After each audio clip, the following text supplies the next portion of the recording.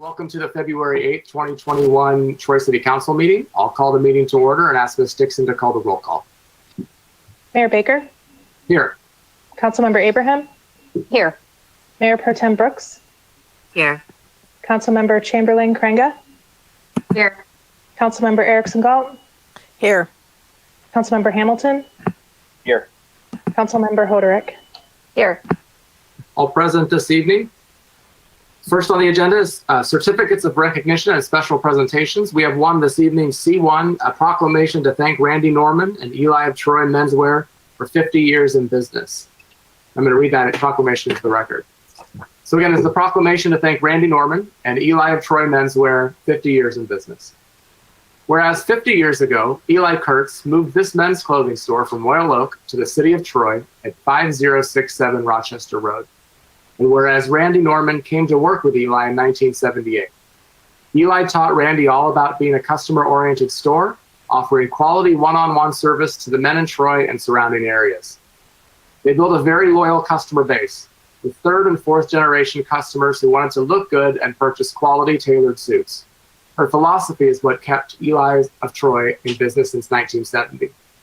And whereas Randy bought the store in 1995 when Eli retired and has continued offering tailored suits along with shirts, ties, shoes, socks, and casual sports coats, Eli of Troy has been a huge community supporter for many years, including Troy baseball boosters and Troy High and Athens High School all-night parties, as well as Troy School District sports teams. And whereas Eli of Troy sold high school varsity jackets, tuxedos for proms and weddings, as well as doing the measurements for Troy's Fire Department Class A uniforms. Many Troy employees and generations of residents were loyal customers over the many years Eli's was open. And whereas a combination of the COVID pandemic, people working from home, and people not dressing up forced Randy to make the tough decision and close Eli of Troy Menswear and retire. Now, therefore, be it resolved that the mayor and city council of the city of Troy sincerely thank Randy Norman and Eli of Troy Menswear for 50 years of commitment and serving the Troy community. And be it further resolved that the mayor, city council, and city management join in the citizens of this community in saying a fond farewell to Randy Norman and Eli of Troy Menswear. Sadly, the end of an era for this small Troy business owner, and extends wishes of prosperity, good health, and happiness to Randy during his well-deserved retirement years. This proclamation is presented this 8th day of February, 2021. Again, we thank Randy for all that he's done for our community and what Eli has been for the past 50 years. That's 50 years in our city is a big accomplishment. And obviously, maybe it wasn't your first choice of time to retire, but with all the circumstances, you've made that decision. And we're so thankful to have all the years of service and what you did for our community. So thank you, Randy. And you will certainly be missed on Rochester Road. That concludes certificates of recognition and special presentations this evening. There are no carryover items. There are no public hearings this evening, so we'll move up to public comment for items either on the agenda or not on the agenda. As a reminder, so long as we're meeting virtually, public comment can be submitted one of two ways. Either you can leave a voicemail at 248-524-3302, or you can email publiccomment@troymi.gov. Those messages are restricted to 3 minutes, as are normal public comment when you're here in person. And I will turn it over to City Clerk Dixon to see if there's any public comment this evening. Thank you, Mayor. We have one email and one voicemail tonight. First comment is from Daniel Wu.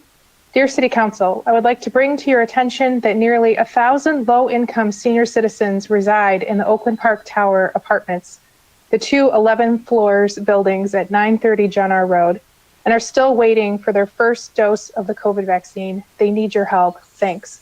And he provides a memo to the residents that was provided by the manager of the apartment complex that indicates that they are not able to get vaccine for the residents.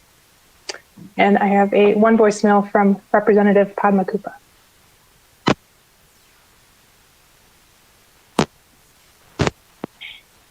State Representative Padma Kupa. I represent House District 41, which includes the city of Troy. Since my last update before the Troy City Council meeting, Governor Whitmer delivered her 2021 State of the State address, where she discussed the biggest challenges currently facing our state and offered proposals to address them, which are outlined in her proposed budget for the upcoming fiscal year. This means that budget negotiations between the governor and the legislature are in full swing. While I am not a member of the Appropriations Committee, I am fighting a battle as a member of the minority party, and I will continue to advocate for sufficient funding for our schools, local government, and small business relief, road and infrastructure repair, to ensure that COVID-19 vaccine distribution is fully funded, and also any other areas that constituents come to me with. Please feel free to contact my office to share your budget priorities as well. As a reminder, you can reach my office by phone at 517-373-1783 and by email at padmakoopa@house.mi.gov. Both constituents and non-constituents alike have attempted to contact me through means such as Facebook Messenger and LinkedIn. While I am active on some of these social media platforms to distribute information to constituents, please ensure that you reach out to my office by emailing me at padmakoopa@house.mi.gov or by phone at 517-373-1783. My staff and I frequently work remotely out of concern for safety. So if you are contacting us by phone, be sure to leave a voicemail and a member of my staff or I will get back to you. When leaving a voicemail or email, please be sure to leave your full name, your phone number, and your address so that we can easily verify that you are a constituent, document your correspondence, and contact you if necessary. For those that prefer social media as their method of communication, I will be holding a virtual coffee hour this Friday at 6 p.m. via Facebook Live to discuss community issues with constituents. Please visit my website, coupa.housedems.com, for other upcoming events. Thank you, and I hope to see you on Friday. And that's all the public comment for tonight. Okay, thank you, Representative Koopa, for your legislative update. Appreciate that. And to the first public comment from Mr. Wu, City Manager Miller, are you able to address? I know that you had gotten that information before us, and can you tell us a little bit about what the city can do to help with those residents? Thank you, Mayor and members of council. We have contacted the county executive office and notified them that this situation where you have senior tower, you probably, I know I experienced working with my mother-in-law who's over 90, is not really able to schedule her own, and my wife and I helped schedule it through her My Chart on Henry Ford. So our suggestion to the county is there probably needs to be a little reach out to the senior towers, because many communities have them, Clawson, and I know Walled Lake has it as an example. So I think if we expect those members of those types of communities to be vaccinated, the county's going to have to reach out and be a little more aggressive, because making your appointment is probably beyond the technological ability of some of those residents. Thank you. Thank you, City Manager Miller. Will you let us know if you can give us an email or an update if you get any information back, and will someone reach out to Mr. Wu and to the manager over at that complex as well and let them know? Yeah. All right. Thank you. Appreciate it. Anyone else from City Management or City Council like to address public comment this evening? Not seeing anybody. Okay, we will move on. There are no postponed items this evening, so we'll move on to regular business. There are no mayoral appointments this evening and no city council appointments this evening. I have one mayoral nomination this evening. I will move to I'll make the nomination of Frank Strahl to the Board of Review for the term expiring January 31st, 2024. Support. Moved by the chair, supported by Councilmember Erickson Galt, that the mayor nominates Frank Strahl to the Board of Review for the term expiring January 31st, 2024. Is there any discussion? The vote, Ms. Dixon. Mayor Baker, Yes. Councilmember Abraham, Yes. Mayor Pro Tem Brooks, Yes. Councilmember Chamberlain Krenga, Yes. Councilmember Erickson Galt, Yes. Councilmember Hamilton, Yes. Councilmember Hoderick. Yes. Motion carries. I have no further nominations this evening. Mayor Pro Tem Brooks, do you have any city council nominations this evening? I do. Thank you, Mayor. I would like to renominate to the Liquor Advisory Committee David Ashland, Ann Comiskey, and Max Elert. Sorry if I mispronounced the last name. For the term expiring January 31st, 2024. Support. Moved by Mayor Pro Tem Brooks and supported by Councilmember Hoderick. The City Council renominates David Ashland, Ann Comiskey, and Max Elert to the Liquor Advisory Committee for the terms expiring January 31st, 2024. Any discussion? The vote, Ms. Dixon. Councilmember Abraham, Yes. Mayor Pro Tem Brooks, Yes. Councilmember Chamberlain Krenga, Yes. Councilmember Erickson Galt, Yes. Councilmember Hamilton, Yes. Councilmember Hoderick, Yes. Mayor Baker. Yes. Motion carries. Any other nominations this evening, Mayor Pro Tem Brooks? Not tonight. Right. That concludes board and committee nominations. Next up is I3. There's no closed session requested this evening, so we'll move on to I4, which is a goal review and recommendation of consulting services, and that'll be introduced by City Manager Mark Miller.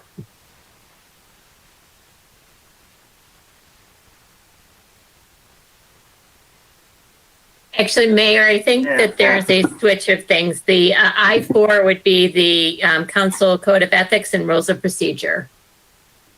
That was that switch that I was talking about. Very good. See? All right. Well, then I4 we will do next. Just keeping everybody on their toes. Of course, I4 will be proposed revisions to the Troy City Council Code of Ethics and Rules of Procedure, and that'll be introduced by City Attorney Lori Greek-Blue. There's Thank you. also a late submit. I'm sorry, Lori. There's a late submittal on this item as well for those at home. Yes.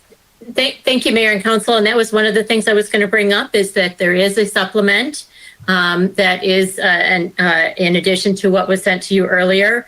And actually, that is a substitute for what was sent to you earlier after receiving some commentary from those who are most familiar with the whole process. So it is your document. I have put out some language there. I know that Mayor Pro Tem Brooks has also suggested, had given us some examples of other codes that she had found.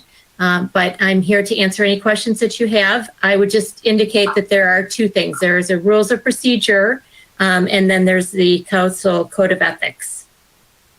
And I'm happy to answer any questions that you have. Thank you, City Attorney Bloom. Any questions to start out with before we move on to the discussion points? Councilmember Chamberlain Kriega.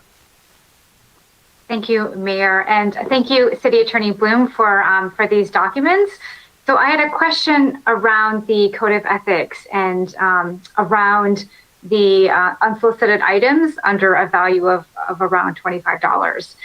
So I was just wondering how will it work out in terms of, and totally support the idea of us keeping track of any items that we receive that are under this value, of how will it work in terms of consistency and how we report or how we enumerate what those items value. For example, we can attend an event and all receive a mug, and one person value it at $5, another at $6 or $10. And so wondering, how does that work out in terms of consistency, and is there something to refer to for that?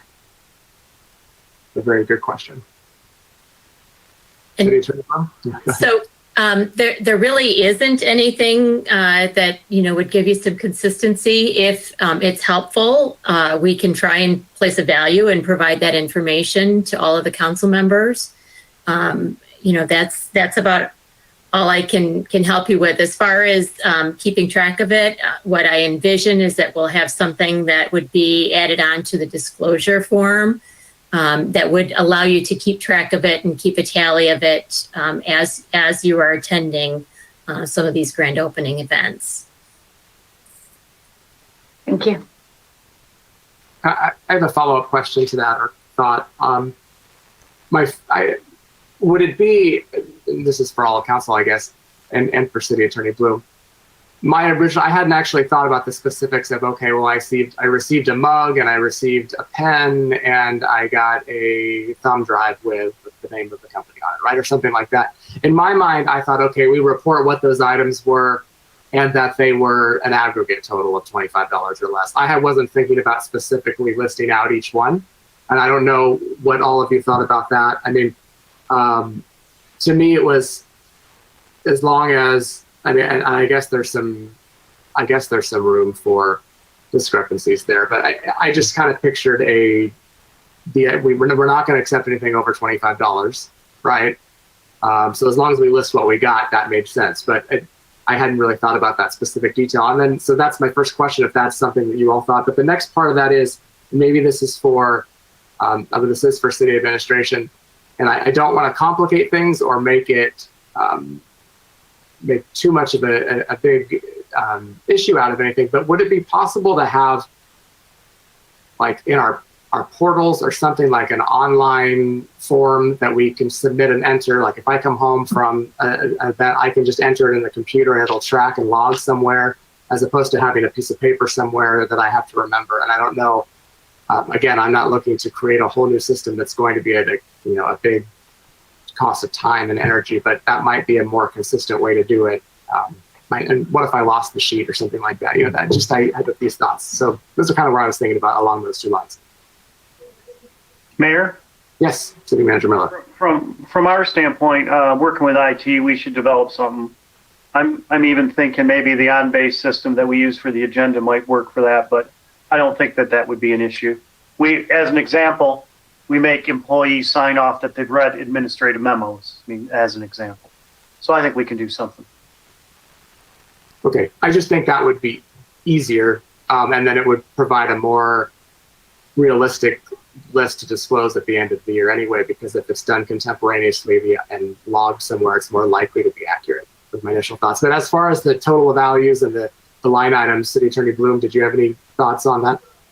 Yes, Mayor, thank you. And so again, this is council's document, so council needs to figure out what they're comfortable in doing. But the way that it's written, actually, there is no requirement to put a value on each item that you receive, just to certify that you received less than $25 in value. So, so again, that's your call. We're going to facilitate this however we can assist you in doing that. But yes, I mean, again, if you're not keeping track of it, if it's less than $25, then you would just write that you received a coffee mug, for example. What does everybody think of that? I mean, from a standpoint, was that a finger up, like a thumbs up, Edna, or was that like I want to speak? I can't tell. That was Councilmember Abraham, go ahead. All right, thanks. So thank you, City Attorney Bloom, for providing a little bit more clarification about gifts under $25. But I'm kind of wondering if you do need to keep track of it, because if the value can't exceed $250 a year, if you go to 10 events, and let's just say average is $5 of, coffee mugs, that's $50 versus a $25 maximum. So I think we might, as much as I might be a little bit laborious to itemize, I think it might be better just to help keep track of the yearly maximum. So that was kind of my thought. I did have another question, but if someone else wants to comment on this, I can hold off on my question until later. Councilmember Hamilton, please. Good point, Edmund. Thank you, Mayor. I'm curious, just a random thought, like when we get, and this might have been mentioned at the special meeting last week, but when we get like those special Christmas baskets, usually around Christmas time, I mean, obviously not this year, but in previous years we would always get that. And that was from city staff. I think that was from City Attorney Bloom and other city members. So how would that shake out under this? Would we want to claim that? Is it Is it not that because it's not, an outside group? I'm curious how that is defined. Interesting question. City Attorney Bloom, do you want to take a stab at that first? Before you say it's our document and it's up to us. So again, the first sentence here is really what's important is you are avoiding any situation that undermines public confidence. And you're neither soliciting nor accepting gifts offered for any official actions. So I would argue that that's not really an official action. It's more akin to a friendship gift. So that's how I would argue it. That's how I would interpret it. But again, it is your document, and so I would defer to all of you.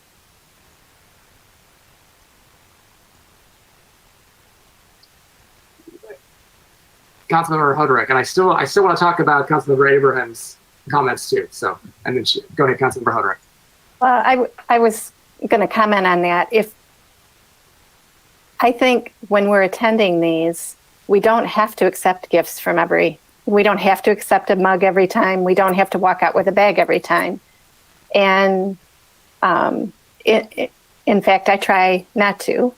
So I can't see myself coming, I could document, I've been to an event, I happened to walk out with a mug and a pad of paper and a pen and just note that. But in general, I can't see us accumulating that much tchotchke over,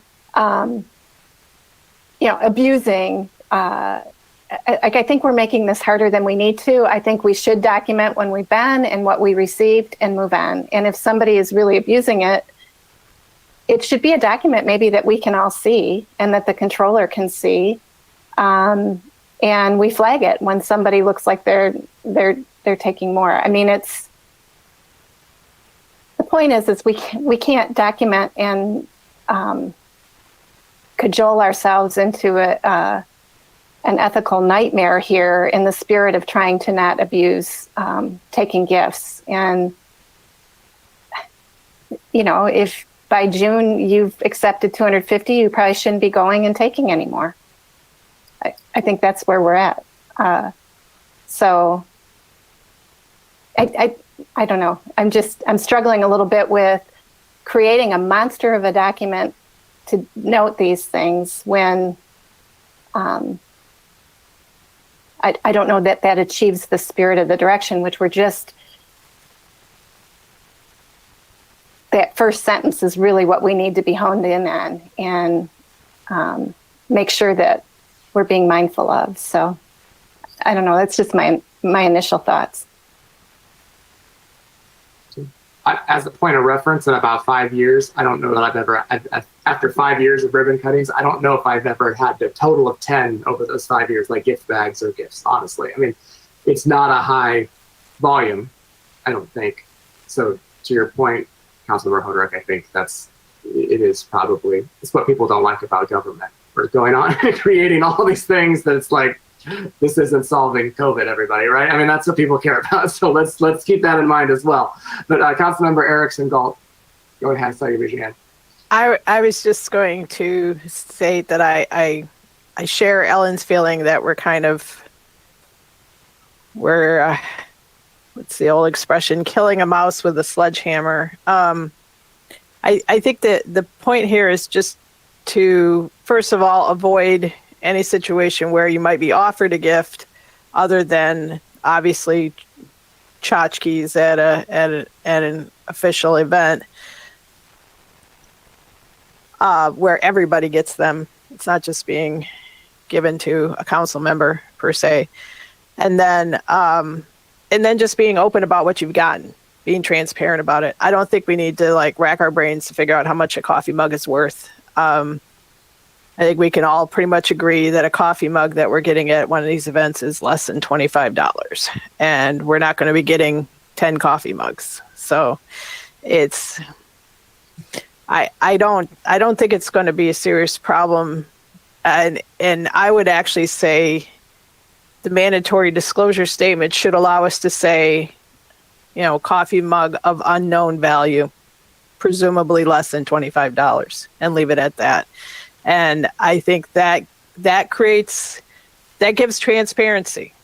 If someone turns in a disclosure statement where they have 10 items of unknown value, then we have to start wondering where they're getting all this stuff. Because I would really doubt that any one of us are going to be able to report more than one or two things in an average year. Maybe some year where our local businesses have been especially overflowing with nominal gifts, we might have 4 or 5, but it's really, I don't think we need to overthink this. I think we should just be as open as we can, try to avoid accepting gifts, and leave it at that, and I think we'll be fine. Councilman Erickson Gold, I think the last point of what you just said, the purpose is, and I full disclosure, my comments back to city management on this, where if we're going to have a value of $250, I think we should have to disclose what we get, because the goal for me is to discourage accepting the gifts in the first place. And it's not just us, it's maybe some of the next council, or it's a reminder, right? I mean, so it is about, well, I go to far more on average events than some of the other council members. And so I'm more likely to have a longer disclosure list potentially. But I will make a point not to, sometimes they hand it to you, it's one thing. Other times it's on a table and it's up to you to proactively take a gift bag on the way out.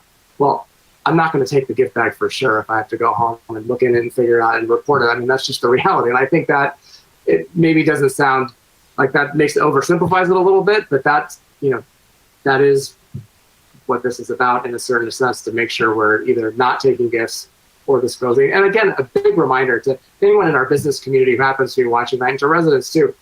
We don't want to offend anybody. We love when business is open, and we love that it's a celebration, and we love getting our invitations, and we love that you're part of our community. You're trying to spread your word. So we will do everything we can to continue to promote as well. I just want to make sure that's clear. It's I never want to make it look like we don't support that, because we really, really do. Mayor Pro Tem Brooks.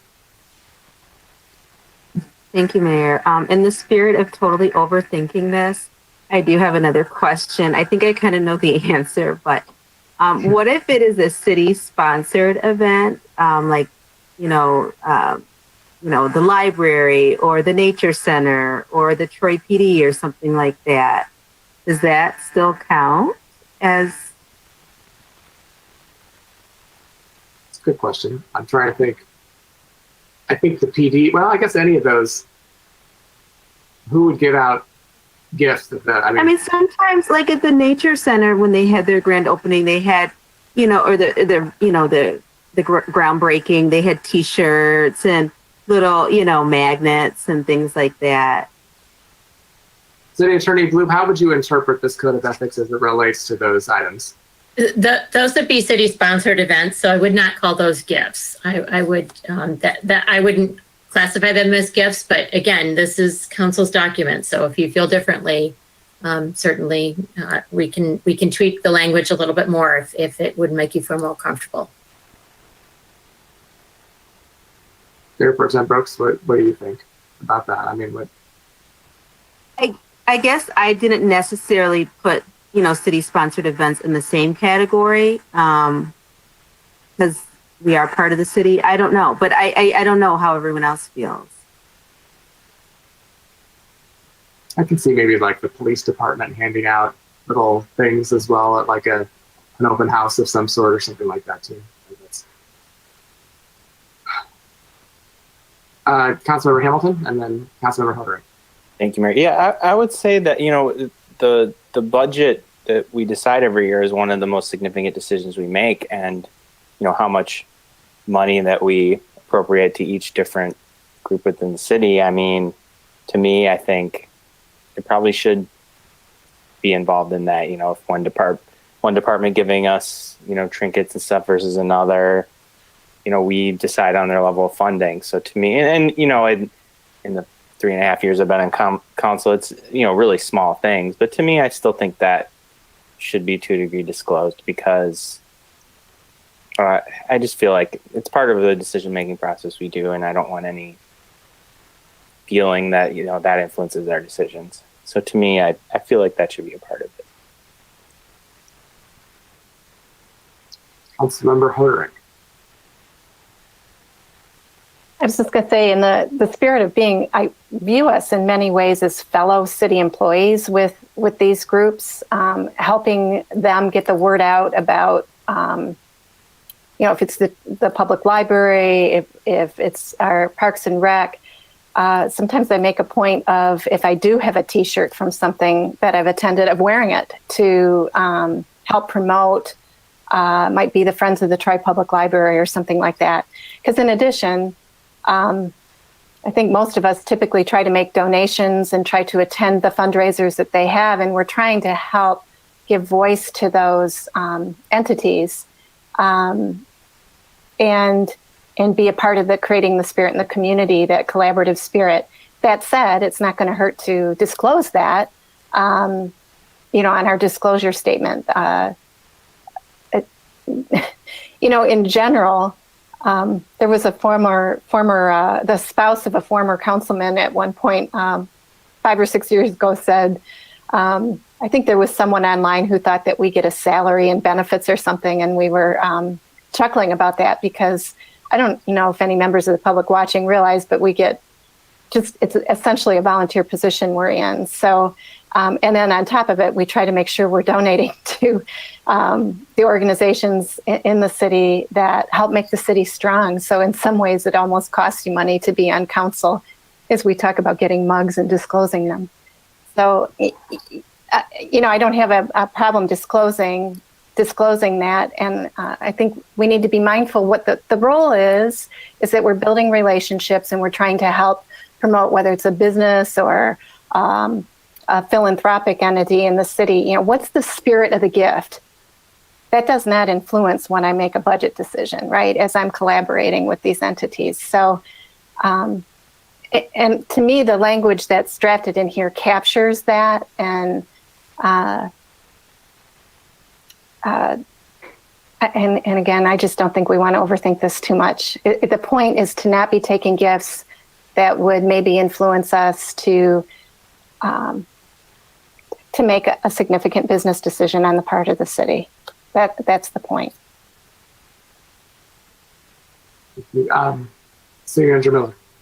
Thank you, Mayor and Council. I just would like to make a clarification regarding the budget. One, yes, it is one of the most important things that City Council does. It's one of the most important things that I have. But just to be clear, that in your approval and your authority as City Council, it does not go to the line item level. And the point I'm trying to make is, let's just say I have in the city manager's office $30,000 for community promotions, and in that community promotions, you might get a gift basket for the farmer's market, because I have a pad on my refrigerator from the farmer's market. You're approving the budget, but you're not approving an exact amount. In fact, staff would have the discretion to raise and lower that line item within the greater budget, as long as the budget group, let's just say the city manager's office, stays within their budget. Hopefully that helps clarify your span of control a little more closely. The point I'm trying to make is city administration has more authority down to the line items, and council doesn't. Thank you for that clarification, City Manager Miller. I'm Councilmember Erickson Galt.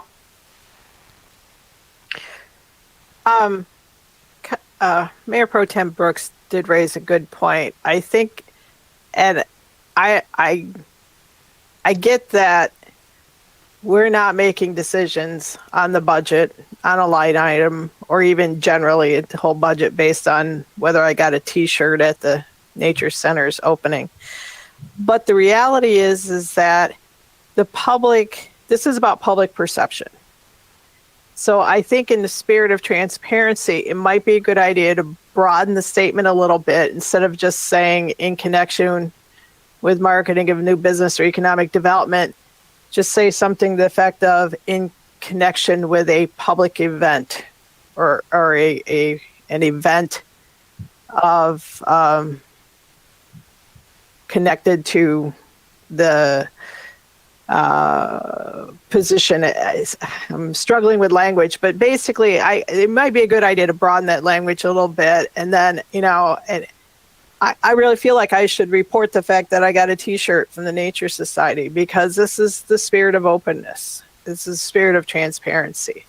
I don't want to, sit there and worry about how much that T-shirt's worth, but I do want to report that I got it. And thank you, Mayor Pro Tem Brooks, for reminding me I got a T-shirt. See, these things totally slip my mind, and I'm, went to my daughter anyways. But the public wants to know, what are we getting that might potentially influence what we do? The idea is what are the influences on us?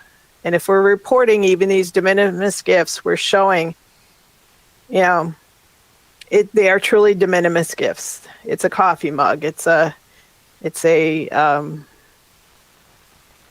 T-shirt, something like that. And the more open we can be, the more trust we'll get from our public. And I would support broadening the statement to include, something we get from an open house or a function where we're going in our official capacity as council members. And we just happen to get some sort of gift out of it. Thank you, Councilmember Erickson Galt. Before I go on to you, Councilmember Abraham, City Attorney Bloom, you unmuted. Did you want to speak to that? But yes, I maybe have some suggested language, and I appreciate the offer here. So perhaps the statement now says times when unsolicited item of a trivial value less than $25 are provided to city council members in connection with marketing of new businesses or economic development. You could also say in connection with organizations, marketing of new businesses or economic development. So you could just throw in organizations in there, and then that would cover things like the Troy Nature Center, which I think is a little bit different than a city-sponsored event. That's a separate entity, so that would be a little bit different. So you could say city organizations. I like leaving in the language of marketing a new business or economic development, because I think that's an important part of it. But I think I'd be supportive of that additional language as well. Nature Society is different, except that we do give them money from our budget each year too. So I don't know how they segregate that money and they say, oh, we only use the donations to buy the T-shirts. I don't think that's realistic either. Ironically, I'm sitting here, I didn't take one of those T-shirts at the groundbreaking of the OWL, and that's interesting. I mean, so one less thing for me to have to worry about reporting. But Councilmember Abraham. Thank you, Mayor. I think Councilmember Erickson Galt hit the nail on the head with, this is about perception. It could, I'll continue on with that T-shirt from the Nature Center grand opening. I suspect many of us are members of the Troy Nature Society or the Troy Historic Village or the Troy Boys and Girls Club. We're supporter of multiple Troy. People don't necessarily know that. They just know what we might have walked away with because they saw it. And so I too would want to err on the side of, if it's going to be possibly perceived as our walking away with a benefit beyond our $175 a month paycheck minus taxes, then let's disclose it. Let's just put it out there. That's a good point. Councilmember Hamilton? No? Yes? Yeah. I guess when we move the resolution, we can just add that amendment. Just the city organizations. My other comment, I wanted to make this earlier, but it slipped out of my mind, it was that having this solid code of ethics really gives us really makes it, I guess, socially easier for us to refuse gifts. it's kind of, a social politeness thing. When someone offers you a gift, you accept it. In your day-to-day life, you go to a family member, they give you food, you eat it. Having this, and a business owner wants to offer us something, we could say, look, we have a really strict code of ethics. We need to abide by it. And I feel like that makes it easier for us to avoid like the awkwardness of it. Because many times I've refused bag or of stuff or whatever. And, it's kind of weird when there's other elected officials from other cities at some events that do take it. And so I think this makes it easier. And because of that, I really like having it really solid. And we can do that when we go to meetings with city organizations and stuff too. Say, because of our history, we have a strict code of ethics, so we're not going to accept anything, but thank you for the gesture. So for that, I really like, it's a nice thing to have to make those situations go a little smoother. Good points. Before we move a resolution, and are there any other questions about any of the other changes that were submitted to either this or to the rules of procedure? Councilmember Abraham. This is more a question for clarification. In the amended language, there was a statement about submitting a report of all unsolicited items received to the Troy City Clerk as part of the mandatory disclosure statement.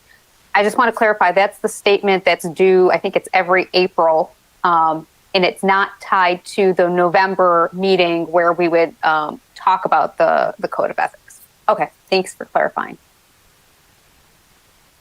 That was quick. That was easy. Very good. Any other questions about any of the language? Somebody like to move a resolution? Councilmember Hamilton. All right, I'll try to do this with the amendment inserted. So I'll move I-4 proposed revisions to Troy City Council Code of Ethics and Rules of Procedure. Resolved that Troy City Council Code of Ethics as amended and attached, and with the addition of city organizations added after business and economic development in the text, is hereby adopted and once executed shall be placed prominently on the city website. And resolved that Troy City Council hereby adopts the Troy City Council Rules of Procedure as amended and attached. Support. Moved by Councilmember Hamilton, supported by Councilmember Hoderick, that we approve I-4 proposed revisions to Troy City Council Code of Ethics and Rules of Procedure as just read into the record and as amended. I had a quick question on that. Is it smart to say city organizations? Does that exclude any other nonprofit, like Boys and Girls Club, for example, that's not economic development or marketing of a new business? Is it better just to say organizations? I think that's what you said originally. City term, or I guess it's not Lori's question to really answer. It's all of ours. But I guess I would, well, proceed, I'm not sure. I mean, you kind of all nodded. But City Attorney Bloom, when we asked that question to me, does that make more sense from an interpretation standpoint, in your opinion? That would be broader. That would certainly cover the Boys and Girls Club or the Troy Community Coalition, any of those nonprofits. All right, well then I'll move to amend what was just read into the record to strike city from city organizations and just leave it as organizations. Support. Moved by the chair, supported by Councilmember Hamilton, that we procedurally, City Clerk Dixon, tell me where I'm at. I need to, am I right to seek approval of that amendment first and then move the whole resolution again, or two votes? Yes, Mayor. So the vote that we would be taking that you just moved and seconded would be to strike the word city from the amendment and from the amended language. And then the next vote would be the language in total with that, if this passes, with that word stricken from it, but as it was, agreed to when you moved the original resolution. Very good. As amended. Okay. All right. So moved by the chair to strike city from that language regarding organizations, supported by Councilmember Hamilton. Any discussion on that amendment of the amendment? All right. The vote on that one, Ms. Dixon. Mayor Pro Tem Brooks. Yes. Councilmember Chamberlain Craig, Yes. Councilmember Erickson Gall, Yes. Councilmember Hamilton, Yes. Councilmember Hoderick, Yes. Mayor Baker, Yes. Councilmember Abraham. Yes. So now we'll be, That motion carries. And now we have the motion on the table is as Councilmember Hamilton read into the record with city stricken. correct. And any discussion on that motion? We've had lengthy discussion so far, but any other discussion?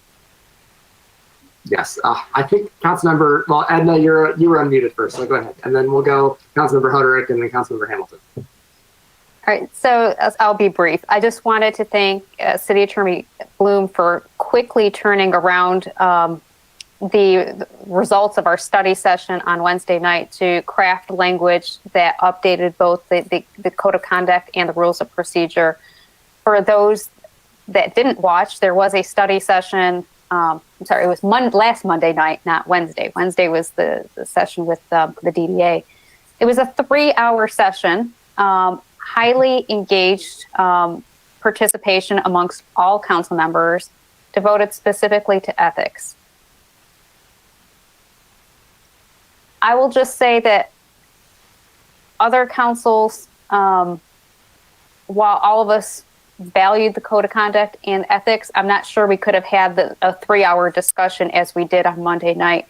And so I want to thank my colleagues at the council table for a really great conversation. Clearly, this is something that all of us take to heart, take very seriously, and are looking to move the city forward with in a very positive direction after some dark times. We truly took it as a view of not trying to fix the past as so much as to fix any future issues, because, you know, we must learn from what happened in the past. And what happened in the past is not everyone had the same understanding of what might be considered or be perceived as unethical behavior. And so now we're setting the baseline. We're setting the rules. We're making it clear. We're making it visible on what the expectations for this council, for all of us individually as well as a body, what the expectations are. This is one of the areas where government is a little bit different than private industry, where a code of conduct and any violation of it could be grounds for dismissal if there's a violation of a severe sort. Government's a little bit different. When you're dealing with elected officials and the vote of the people, you know, I think there is a few of us who are hoping to put even more teeth into this, but as you could see in the 3-hour study session, that gets to be a very tricky thing, because you have to be very mindful that we are all elected officials. A vote of the people put us here, and it would be difficult to overwrite that, and we certainly don't want to overwrite what the will of the people are. So really appreciate the 3-hour discussion. I never thought a 3-hour conversation on ethics could go by as fast as it did, but it really was a really great experience. So thank you all. Thank you, Councilmember Abraham. I think I said Councilmember Hoderick is next. Yes, thank you, Mayor, and thank you, Councilwoman Abraham, for summing that up. Last Monday night was a very rich meeting, and I think anyone who didn't watch last Monday might be missing. You know, we've updated our ethics, but we also really made a commitment that going forward, every council, whether it's this body of people or future bodies, will commit to a training and a full acknowledgement of what our ethics policy is, and that it will occur annually. And we've by virtue of this motion tonight that we're voting on, we're putting that into the rules of procedure to make sure that it happens. And cleaning up the past is not a position any council wants to be in. And struggling with being on the same page as a council body is not a position any council member wants to be in. It's a very difficult struggle. So I really, really am so happy about that change to the rules of procedure, because the goal is to prevent us from getting on that, quote unquote, slippery slope in the first place. Because once you're on it, it's hard to get off of it. And I just want to point out to anyone watching that we take this as seriously as the city staff does, because that's something they're visiting all the time through their profession and as a team. And now council will be doing more than just signing a form and handing it over to the city clerk, but actually acknowledging, talking about it, and being on the same page. And a new council member can be asking questions and really putting it into their head what this city stands for in terms of its ethics with its city council. And I too am really appreciative of the colleagues here. And most of you weren't even involved in that time, and you're slogging through this with us, and those of us that were. And I own some of that, and I do really believe that this is one of the things that would have prevented a lot of problems, is if we had done in a very intentional way some of this training each November. Looking back, I can see where that would have been helpful. And so it's a change I'm very excited about. Thank you. Thank you all for the time you spent doing this. And thank you to city staff as well for slogging through with us. And City Attorney Bloom for the tremendously quick turnaround. Really appreciate it. Thank you, Councilmember Hoderick. As both you and Ed have gotten now, I'm having to cross things off my list of just things to say, but you're covering things well. So Councilmember Hamilton, that doesn't mean I'm not going to speak long. You know me. Councilmember Hamilton. Thank you, Mayor. And thank you, Council Members Abraham and Hoderick, for your comments. You did cover a lot of what I was going to say, but all I'll clarify is that this is just step one of the process of reforming our ethics and rules. And I'm very impressed that in 1 week we were already able to make significant change. But I think the discussion last week, really what our main goal is to produce a full-on ethics ordinance and have that ordinance included in every agenda and be a part of every board and committee, and be something that our whole city is very much behind, and make it a lot more prominent. And then eventually, as we go on, it'll continue to evolve. We may discuss forming an ethics board. That we're not sure where we're going with that, but it's up for discussion. Whether we'll modify our charter of any of the ethics provisions that already exist within our charter. And last week we talked about some of those that already do exist. So this is an ongoing discussion that's going to continue forever. It's constantly something that we can improve and learn from. And just these steps alone with this new level of disclosure, this next year is we're kind of going to be the first people to try this, and we'll see how it goes, and we'll see how many things we list and how many things we experience, and we'll be more aware of it now too. So I'm excited for where this is going and how this is helping to restore trust in this council with our evidence. Thank you, Councilmember Hamilton. Other discussion? Well, I actually came up with a question before I move on to my more comments on it, of course, because that's what happens with these things. I realize, we talk about disclosing any de minimis gifts, basically, that we're receiving, and we're doing that with our disclosure forms that we do in April. My question is, for what time period?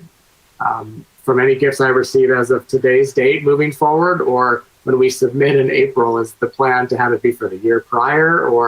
I'd hate to go back to that question level, but it just dawned on me that we have one of those due in a couple of months, and unfortunately, fortunately sounds terrible, but I haven't been getting, I'm not going to a lot of events because of COVID, so I don't have a basement full of things I need to disclose. But I just want to be clear that we are all on the same page as to when the reporting period is. Any thoughts? No? Attorney Bloom? I'm sorry.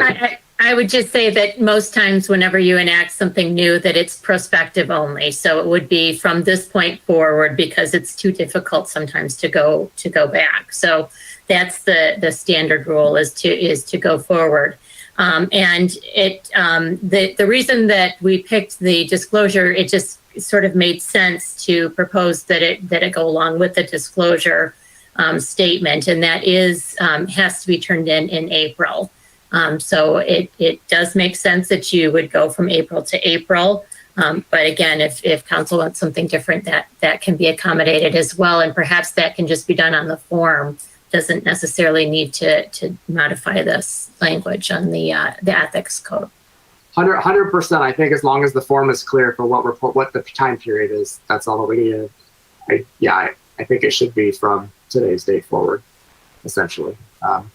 So that new car that I got from Suburban yesterday, I don't have to disclose. I'm kidding, everybody. I'm kidding. Anyway, so a lot of what I would have said has already been said by David, Ellen, and Edna. I definitely do want to, again, thank City Attorney Bloom for a quick turnaround on these proposed changes, and then even quick turnaround for the implementing the comments she received after that first draft. Recognizing that our meeting was on Monday night, and I'm sure she had to have her agenda items submitted by Wednesday or Thursday morning after another meeting Wednesday night. So it was a very quick turnaround. I appreciate them very much. And I think that this is a great start to, we've had a lot of starts to help rebuild trust in our government and our city, and we're doing a good job, I think, on a lot of places. We always room for improvement, and this ethics piece has been a missing piece to have something comprehensive. So this is the start. I look forward to, as City Attorney Bloom's memo stated, we did express that we'd like the ethics ordinance to be a priority, recognizing that there's a lot of priorities in the city, but it is on her radar and something she'll be working towards. We look forward to future discussions on that. For those of you that are just tuning in tonight, for example, and obviously we did have a 3-hour ethics study session last Monday night that is on YouTube. And I know that maybe sounds daunting, but skip through some of it and just pick up some of the conversation if you are interested, because I think we really addressed a lot of the issues that we're concerned about tonight. So when you see the minimal, although it's a little lengthier than I think we would have thought, conversation we're having now, it's taking into account all of the things that we talked about a week ago. And also I want to point out, we pretty much just talked about one paragraph here tonight, but there were other additions as well that I think will make a good positive difference. Councilmember Hoderick mentioned the training that's required. We will make these more prominent in agenda packets as well. And I think it's, again, a great step to put our money where our mouth is, I think. Maybe we shouldn't talk about money when we're talking about ethics, but with this council, a lot of us were elected or reelected on the idea that we take ethics very seriously. And I think it's important that we are doing this. I think we are standing by it. We're walking the walk, as they say. Again, all of you, I mentioned it, I think in social media last week after our meeting.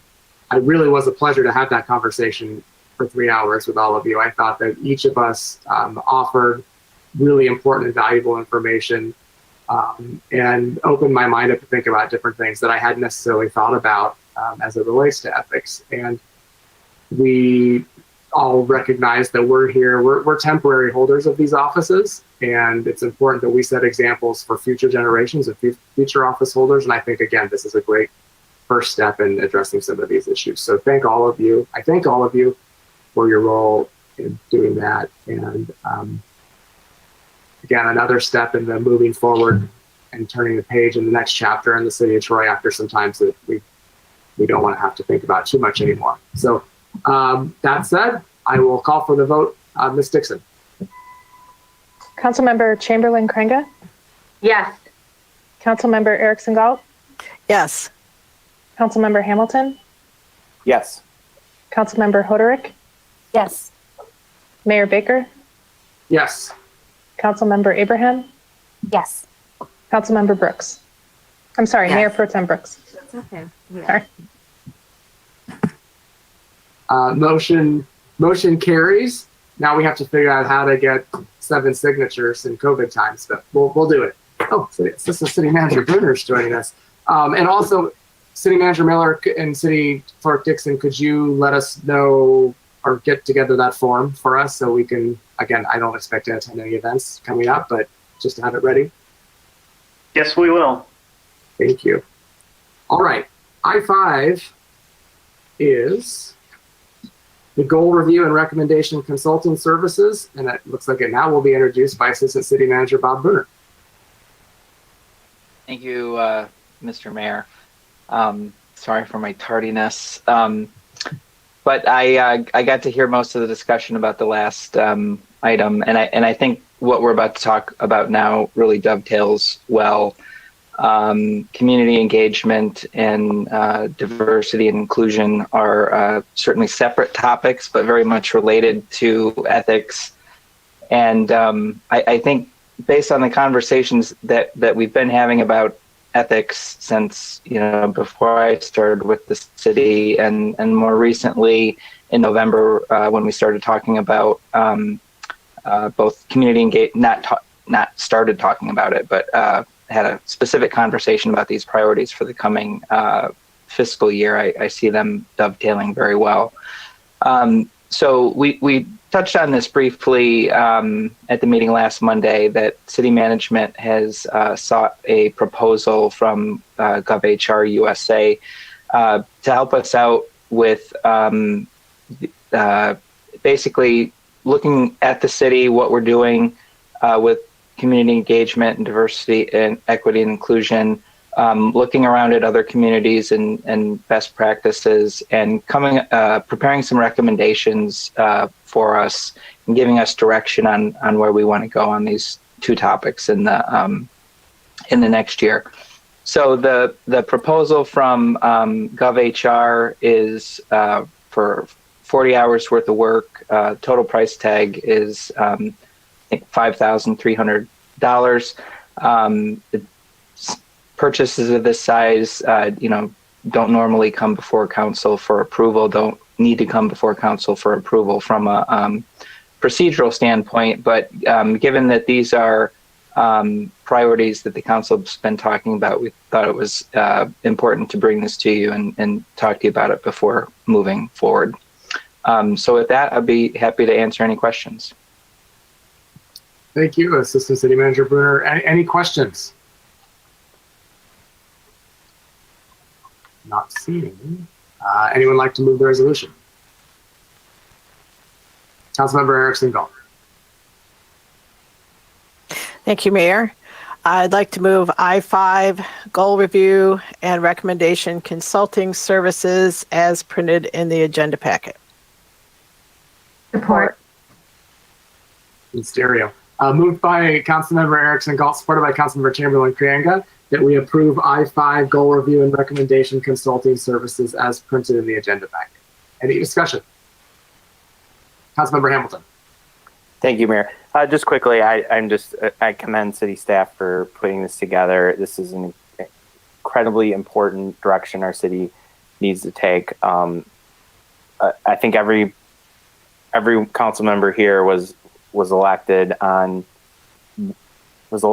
community members that thought there wasn't enough community engagement back where our city was a few years ago.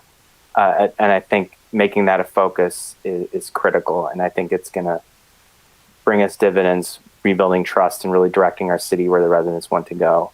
And then everyone knows Troy is one of the most diverse communities in the state of Michigan. And so I think focusing on diversity and inclusion is critical as well. So I'm really happy to see this, and I'm excited to see where this progresses. Thank you, Councilmember Hamilton. Good comments. Councilmember Chamberlain Krianga. Thank you, Mayor. I also really wanted to thank city management for bringing this to us, though I know it's well under that 10K threshold. As I thought about our conversation around the possibilities of really supporting a body of work around citizen engagement, community engagement, as well as diversity, equity, inclusion, I thought back to that original conversation, and if I think to it, there was a lot of excitement, and there still is, around the possibility of these positions and all that we can do and serve our community. And as I've thought more about it, I realized it's really about getting at the heart of the body of work that needs to happen, and the various stages that are involved in really moving this sort of work forward. And if I think of just diversity, equity, inclusion, and I think of in my own organization, that has happened over many phases, and different phases have involved consultants, other phases have involved committees, others have involved particular people or peoples owning the work, and in many cases, all of those things have come together at once. And so I wholly support the idea of working with GovHR to help us figure out how to move forward and what are some of those phases and what do we need to do next. So thank you again for that. Thank you, Councilmember Chamberlain-Craig. Mayor Pro Tem Brooks. Thank you, Mayor. I'll be really brief. I agree with the sentiments of Council Members Hamilton and Chamberlain-Craig, and I just want to thank city staff for making this a priority. I think that it says a lot for our city, and it says a lot to our residents that, you know, we are really focusing on, you know, these topics like ethics and communications, and, you know, reaching out to our community, making sure we're prioritizing, you know, diversity, inclusion, equity. I think that it makes a big statement for the city of Troy. So I thank you. Thank you, Mayor Pro Tem Brooks. Any other discussion? All right, the vote, Ms. Dixon. Councilmember Erickson Galt, Yes. Councilmember Hamilton, Yes. Councilmember Hoderick, Yes. Mayor Baker, Yes. Councilmember Abraham, Yes. Mayor Pro Tem Brooks, Yes. Councilmember Chamberlain-Craig. Yes. Motion carries. Thank you, Bob and Mark. Appreciate it very much. That concludes regular business this evening. Next up is the consent agenda. Would anybody like to pull any items from the consent agenda for separate consideration? Councilmember Abraham. I'd like to move all items on the consent agenda as printed. Support. Moved by Councilmember Abraham, supported by Councilmember Hamilton, that we approve all items on the consent agenda as printed in the agenda packet. Any discussion? Councilmember Hamilton. Thank you, Mayor. I just want to quickly point out J2B, which is the minutes from the 3-hour ethics discussion we had a week ago. I want to thank Clerk Dixon and her team for putting this together. This happens every time we have a special meeting. It summarizes everything we said, and a lot of Troy residents aren't going to have 3 hours to watch that whole meeting, but it's a good summary of our discussion and a lot of points that were brought up. So I recommend reading that if you got a couple spare minutes to kind of get the sense of what the discussion was like in the last week. Thank you, Councilmember Hamilton. Any other discussion? All right, Councilmember Chamberlain-Craig. Just real quick, I just want to mention J03A, the service commendation for Recreation Director Elaine Bowe, who is retiring, and just want to congratulate her on her years of service. Recreation, I believe, is very much the glue that that builds that quality of life that we love and know in our city and makes it what it is. And so I just thank her for those years of service, and especially thank her and her department for all the creative programming they've come up with during COVID. So just, I wish her all the best in the future. Very good. Yes, we'll present that commendation at our next council meeting. Maybe discuss a little bit further there. Any other consent agenda discussion? All right, the vote, Ms. Dixon. Councilmember Hamilton, Yes. Councilmember Hoderick, Yes. Mayor Baker, Yes. Councilmember Abraham, Yes. Mayor Pro Tem Brooks, Yes. Councilmember Chamberlain-Craig, Yes. Councilmember Erickson Galt. Yes. Motion carries. All items on the consent agenda have been approved this evening. Next up are memorandums and future council agenda items. We actually have one this evening. K1 is an announcement of public hearing. February 22nd, 2021, there will be a Community Development Block Grant, CDBG 2021 funds. We've handled public comment. There are no council referrals this evening, so we move on to reports. Any comments on the reports this evening?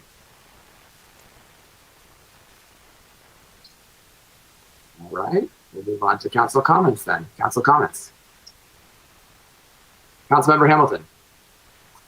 Thank you, Mayor. I'm happy to report that my mom got her second Pfizer COVID shot last Friday. And so I know at that point you start to feel the effects. And I know looking nationally, I think 10% of the United States has gotten it one shot, and I think 3% has gotten two. So we're getting there. Vaccines are starting to ramp up. If you go through the county, you can sign up to wait in your space in line if you're 65 and up, or essential service, if you're essential worker and other incentives or other categories, you can get your shot now. But we're starting to get a hold of this thing. Every week, several times, we're given the numbers from Beaumont that shows their COVID hospitalizations. And a couple months ago, it was rising. And we've seen it just go down. And we're finally getting a hold of this thing. At least here nationally, it's still everywhere, but we're getting a hold on it. We're almost through it. Get your vaccine when you can and you're eligible.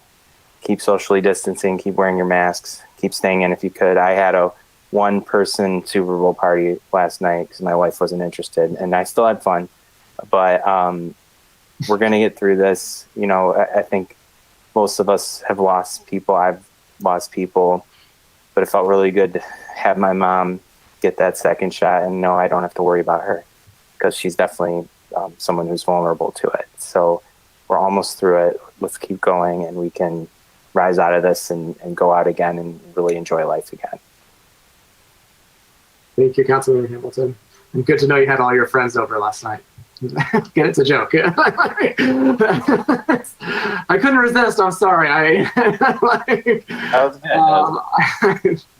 I think someone's hand just went up. Mayor Pro Tem Brooks. Thank you, Mayor. Yeah, it was a small Super Bowl party in our house as well, just the kids. So, but I just wanted to say Happy Black History Month. The City of Troy is featuring on Facebook, social media, daily Black icon videos. I believe residents can still sign up to submit a video as well if interested. And we will also be having a panel discussion on February 25th at 6 p.m. via, I think it's a Zoom video. So it's definitely virtual. So definitely come out and participate. Thank you, Mayor Pro Tem Brooks. Any other council comments this evening? Councilmember Chamberlain Cranga. Thank you, Mayor. I just want to thank again our Downtown Development Authority for taking time for a 3-hour conversation that we had last week on Wednesday. I also want to thank our city administration for providing all of the rich information they did to help us understand how things are going financially. And I really took to heart everything that was shared in terms of captured taxable value, there being some decreases, which of course will recover as we come out of COVID. And I really took away the need to be financially conservative during this time and took to heart that advice and fully support our plans of conservatively moving forward with some of the things we want to around landscaping and marketing or the DDA wishes to. And as I thought more too about, as we talked about any amendments to the development plan, I think any major development plan amendments that go beyond the scope of what we talked and we all agreed about in that meeting on Wednesday, I think those are things that really would value waiting until we have this residents advisory council that we talked about establishing as we have more residents in the DDA area, residents who will know, who will live, possibly work and play in that area, and will have a greater sense of the things that are really important to that very key corridor in our city. So I'm very happy with how we landed and very supportive on that. And on the note of landscaping, I also was reminded that our resident engagement survey is also asking our residents for their input on landscaping. I know that is one of the options. So I will be very keen to hear what residents also say in terms of satisfaction and any desires if as they may be with changing, as well as with placemaking and other ideas that we talked about. So again, very grateful for all of that. That was a terrific conversation, and city management and administration, you did a fabulous job in guiding us. On a second note, but related, also grateful to Councilmember Hamilton, who in that meeting brought up about the master plan update and welcoming input from our DDA in terms of any input that they might have. And it made me think of the timeline. When we looked at that, which seemed to be just several months ago, I believe some initial work was going to start in February or March. So just wondered, is that true? Is it still marching ahead? And if so, is there a way to get some regular updates, perhaps whether it's through reports or things that we can share publicly with residents to keep them abreast of what's going on? It's a good question. City Manager Miller? Yes, we will communicate with you what you should expect in the near future from that process. We're really in the front early stages. COVID and the delay in release of the census data is making us cautious because we don't want 10-year-old data, but we will give a council an update where we're at and when you would expect some interaction in that process. Thank you so much. Thank you. Additional council comments this evening? All right, well, I'll just kind of piggyback. I again want to thank city staff for putting together 2 big and long meetings last week, special meetings as it related to ethics and the joint meeting with the DDA, which if you watched or have seen it on YouTube, that probably must have looked very tiny because there were so many of us on the screen. It was interesting, but it was city staff works really hard for those special meetings on top of their regular business that they handle on a regular day-to-day. And it makes for longer days when we keep talking and talking like I'm doing right now, because they've been at work since early this morning or working since early this morning on top of it. So again, I just want to appreciate all of you for all the effort you put into prepare for those meetings, and then to answer a lot of tough and good questions throughout the meetings, which I think will do a good service for our community. Again, same reminders, please be appreciative of our healthcare heroes and our first and frontline responders. And, you know, Councilmember Hamilton's talking at you. It's so tough in our positions, I think, because we want to be positive and say, look, things are getting better, but there's always the risk of saying that people stop taking things seriously and then they get worse again, right? So I'm always struggling to try to find the balance of what the appropriate thing to say is there. I do think the city of Troy has done a very good job. Our residents have been, I think, do a great job of wearing masks and recognizing the rules, even if they don't necessarily agree with them or like them, but they're doing what they need to do, whether it's to keep themselves safe, others safe, to allow our businesses to stay open when they can be open. I mean, there's a lot of different factors you can take into wearing a mask, but it is the rule of law right now, and that's what we need to follow. So I appreciate all of you in the city of Troy for doing that. And thank you all. Stay safe, stay warm. It's awfully cold out there. I believe we have warming centers open in the community center on a limited basis if necessary. Although if you're watching this meeting, you may not be in need of a warming center, but please share the word if you know somebody who's in need. Thank you. And with that, we will be adjourned for this evening. Good night, everybody. Good night.